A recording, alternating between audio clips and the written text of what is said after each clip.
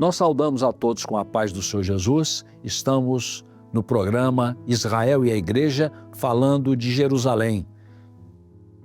Já falamos bastante a respeito da conquista de Jerusalém por Davi e vamos dar sequência, vamos acabar esse assunto neste episódio.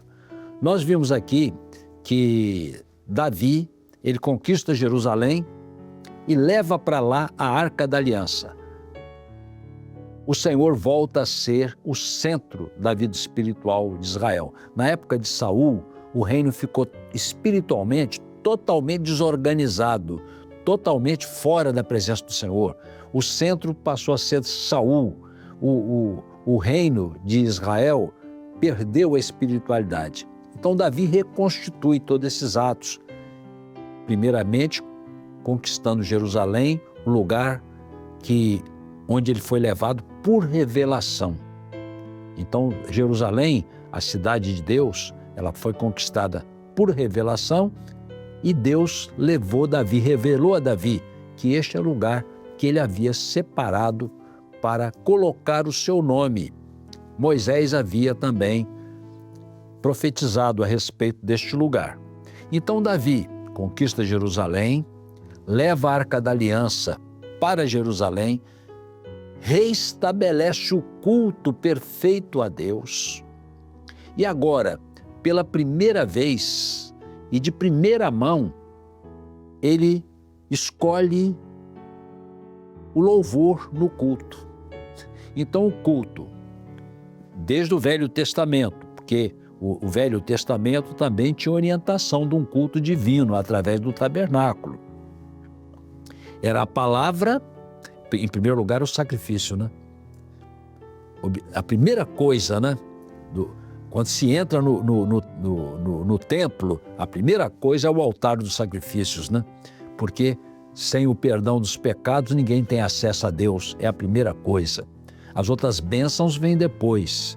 Então, o culto, o sacrifício, nós começamos com o clamor, que corresponde à mesma coisa. Depois, a palavra, a explicação da palavra, a adoração a Deus, e Davi introduz agora o louvor no culto. Davi era instrumentista, glorificava, tocava harpa, compôs inúmeros salmos de adoração a Deus, de clamor, de súplicas, adoração, clamor e súplicas, e exaltação ao nome do Senhor. Então ele, como instrumentista e como aquele que louvava a Deus, entendeu que o louvor era importante. Deus, que fez tantas coisas, era digno de todo louvor. E ele escolhe para serem os instrumentistas, ou melhor, os tocadores de instrumentos e os cantores, que hoje é o nosso grupo de louvor, que é dividido repetindo, tocadores de instrumentos e cantores, que formam o grupo de louvor, chamado na ocasião de Davi de tocadores de instrumentos e cantores. Escolhe pela primeira vez, estabelece os cantores e os instrumentistas e escolheu esses irmãos, essas pessoas para louvarem ao Senhor dentre a tribo sacerdotal.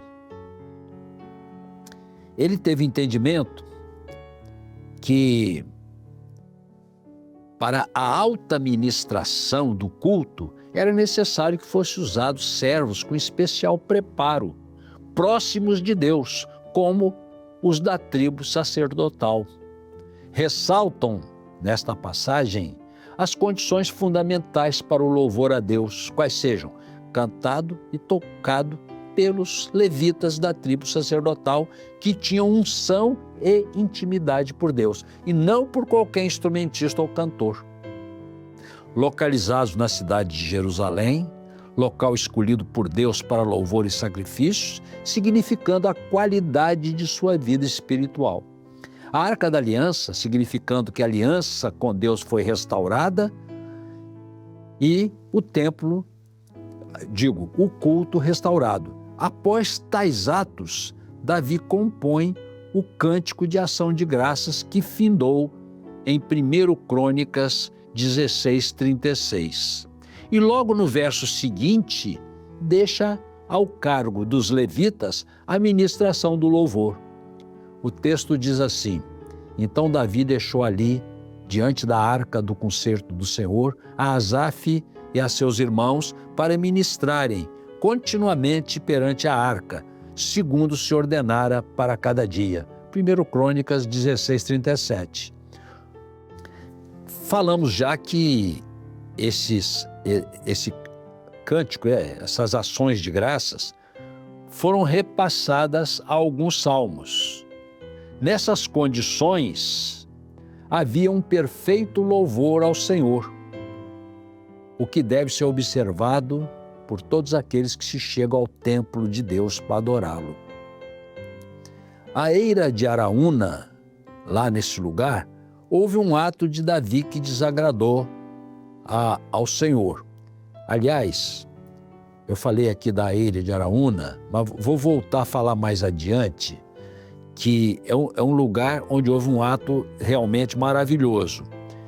Acontece que quando Davi estava estabelecido, ou seja, com tudo conquistado, o reino estabilizado, em paz, Davi numerou o povo.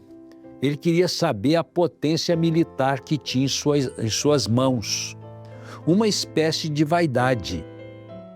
Mas Davi logo se arrependeu, humilhou-se e buscou a Deus com saco e cinza, confessou o seu pecado e Deus se aplacou com ele.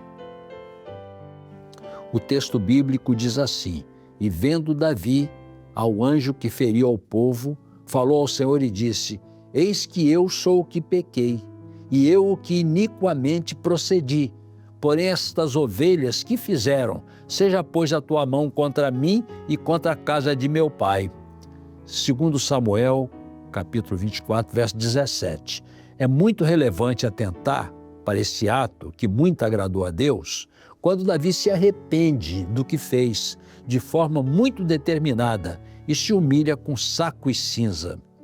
O Senhor lhe mandou levantar um altar na eira de Araúna, e apareceu a eira de Araúna, que fica ao norte de Sião, acima de Sião.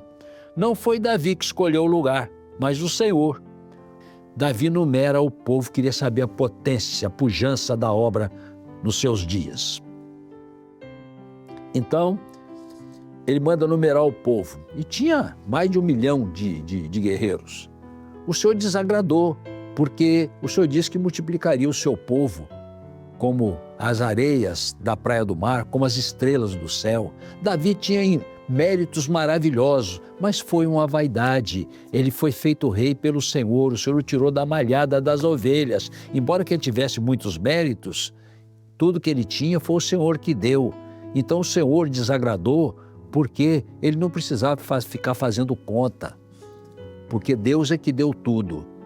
E então Davi, quando o profeta vem a ele dizendo que o Senhor desagradou dele, mandou até que escolhesse um castigo. Os irmãos poderão ler isso depois. Mas então, e outra coisa, o Senhor quis destruir Jerusalém por causa disso, de tão grave que o Senhor achou que foi esse pecado de Davi.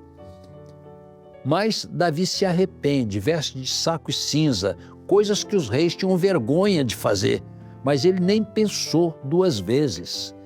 Ele estava perante o Senhor e ele temia o Senhor e mais ninguém. Vestiu roupa de saco e, observem, o perdão de Deus e a graça de Deus foi maior do que o pecado que ele pecou. Os irmãos vão ver em seguida o que Deus fez. Vou repetir, hein? Ele pecou tão gravemente a ponto do Senhor querer destruir Jerusalém. Mas a sua humilhação, a sua humildade, a confissão do seu pecado, aquele que confessa e deixa, alcançará misericórdia. Foi tão grande que a graça superou o pecado dele. Deus se agradou desse ato dele. O texto diz assim: e Gade veio, naquele mesmo dia, a Davi e disse-lhe: sobe, levanta ao Senhor um altar na eira de Araúna, o Jebuseu.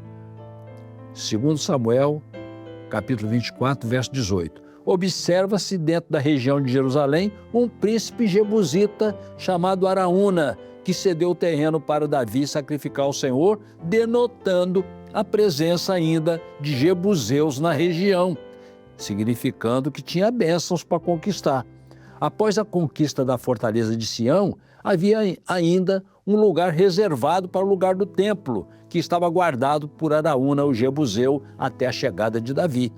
O Senhor guardou este lugar para Davi, obra de Deus, usando os jebusitas, os guardiães do local, impedindo que outros tomassem posse dele. E como o local era destinado por Deus à obra de Davi, Araúna já foi lhe entregando o lugar. Então disse Araúna a Davi: tome e ofereça o rei, meu senhor, o que bem pareceu aos seus olhos. Eis aí bois para o holocausto, os trilhos, aparelhos dos bois para a lenha. Tudo isso deu Araúna ao rei. Disse mais Araúna ao rei: o Senhor teu Deus tome prazer em ti. Essa passagem está em 2 Samuel, capítulo 24, versos 22 e 23. Foi uma providência de Deus para guardar a sua posse até a chegada de Davi, que, estando na revelação, realizaria a obra de Deus segundo a sua vontade. O local do templo, escolhido por Deus, foi esse para onde enviou Davi, para levantar um altar e oferecer um sacrifício. Foi exatamente esse mesmo lugar onde Deus enviou Abraão com Isaque para ser sacrificado, que é o Monte Moriá. Abraão e Davi não escolheram esse lugar, mas Deus apontou onde eles deveriam ir e foram os dois ao mesmo lugar profético. Ao sacrificar, Deus se revelou poderosamente, respondendo com fogo, e o anjo do Senhor estava nesse local. Davi entendeu que nesse local deveria ser levantado o templo. Portanto, Davi chega ao centro do projeto de Deus para a nossa salvação, de onde ele havia saído quando numerou o povo. Chegou-se a Sião por revelação, e da mesma forma chegou-se ao lugar do templo por revelação, o qual seria construído por Salomão, filho de Davi. A ministração do culto, mediante todas essas conquistas, Davi estabeleceu um culto que agrada a Deus, destacando-se Jerusalém, a posição espiritual conquistada pelos servos. A Arca da Aliança, a aliança com o Senhor mediante o sacrifício do Senhor Jesus, com a qual entramos no Santíssimo. O templo, a vida consagrada ao Senhor, para que Ele habite no seu interior. Nós somos o templo do Espírito Santo. Os sacerdotes, ministrantes do perdão dos pecados, sacrifícios e a palavra. Os cantores e instrumentistas da linhagem de Davi, ministrantes do louvor a Deus, com unção para o serviço. Dessa forma, o servo, cheio do Espírito Santo, penetra no Santíssimo, onde está a presença de Deus, onde está a arca, que está no templo, e este em Jerusalém. Profeticamente, quem está nesse lugar, que no Velho Testamento é chamado de Jerusalém, chama-se a Igreja Corpo de Cristo ou a esposa do Cordeiro. Nós vamos ficar por aqui, mas queremos ressaltar a importância de Jerusalém, conquistada por revelação, onde o Senhor colocou seu nome. A Jerusalém física tipifica Israel, que é o lugar único de adoração, mas a igreja, ela tem a Jerusalém celestial. A nossa Jerusalém está no céu.